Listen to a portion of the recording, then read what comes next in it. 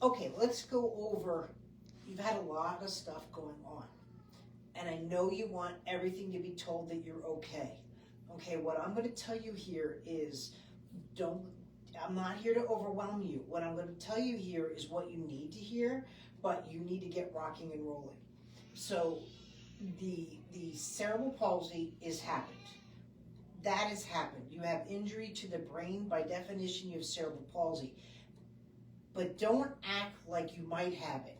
Act like you have it. Let's get going, and I'm going to show you why and where, what you need to work on, because you're getting a real big false sense of security with a couple of things here. So I want to get you on track and then to lessen the severity, okay? Because this is just where you're at. First of all, we don't age adjust here. So you already have that false sense of security. So you think that she's on track, but no, she was born 10 weeks early. And you've had surgery. I have no idea how much NICU time you have.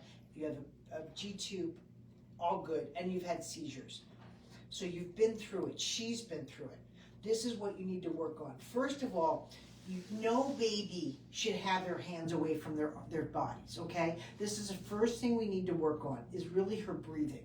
Right? I will age adjust for organs, by the way, and she's had bowel surgery, but I won't age adjust for development because she's been experiencing gravity since the day she was born, and that's what you need to work on. So first of all, she's here and she wants to twist a bit, and I see a bit of back arching. I know you've been through a lot, but next time you're at the ear, nose, and throat, and right now you are going to go to every body part. Every part is a muscle, and so you really need that. But I want her checked for laryngomalacia to make sure she's okay there with the valve.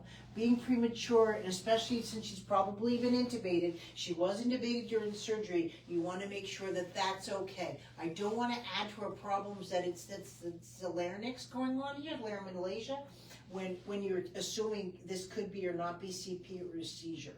So that's ear, nose, and throat, and that you need to be checked out.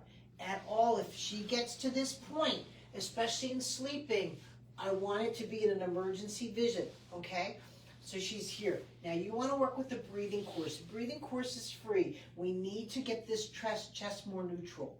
The first thing you're going to be doing, because her chest is more here, right? It's torqued a bit. We want to bring this back to center, okay? Now she's going to move. She's a baby, but a baby should be doing this. Right? And almost like a little boat in the water. She's here. This is what we don't want. And so from here, she's going to be moving around. Now, to worry about CVI, my son has CVI. My son was legally blind with CVI. There was nothing wrong with his brain. Just because there's damage to the brain, and yes, you have the cortex, and I've got another video I'm going to give you about how to stimulate. It's going to say for low-level vision, but I want you to use that video on how to start stimulating her vision. Don't use black and white. Black and white is a really big misconception, but we want to start stimulating and get that vision on center. And again, when you're here, especially when a child does have cerebral palsy, I am going to say the word. I'm not here to diagnose you. I'm just trying to say what the difference is. The hands are here, but the sight is here.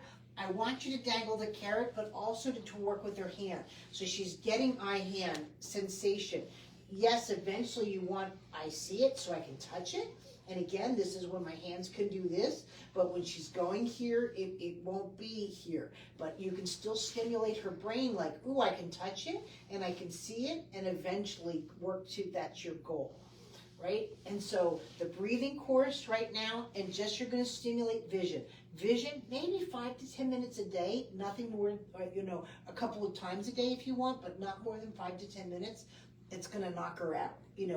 Working with that kind of vision is a lot, right? And then from there, I want you in the fast track program. Now the breathing course is in the fast start program. Sorry, I said fast start program, but please, we got to start with tummy time. Right? We've got to start with her essential milestones. She should be rolling by now, and you also need to work with tummy time and how to do it. You might have been avoiding it because of the bowel surgery, and also too is I have a constipation course that you can work on here to work on stimulating all that movement that's meant to happen. The reason that the gut, the intestines are so important because we have a spine. And our spine, when we walk and move around and we nurse and we do all those things, does this, and it moves the fecal matter. It massages the heart. It massages the lungs. It does all of this. This is why babies are meant to move this way and this way. When I'm here, my spine's not moving.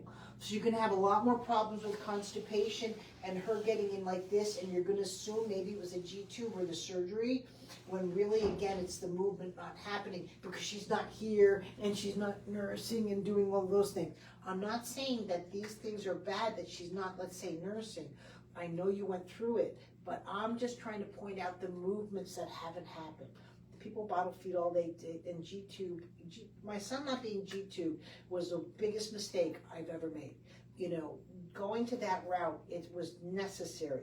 But there's going to be movements because she's fed through the tube that she's not experiencing. And that's where you're coming into play now, and that's where we have the information to help you with, so we can stimulate those movements as if she's done it. So from that, please don't hear what I said was CP and CVI, right? I'm not here to freak you out. I'm here to give you solutions. We need to start with the breathing program. We need to do on the fast start, and we need to do the vision.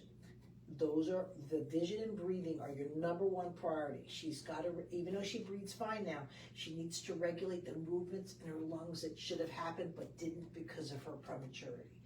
And we'll go from there.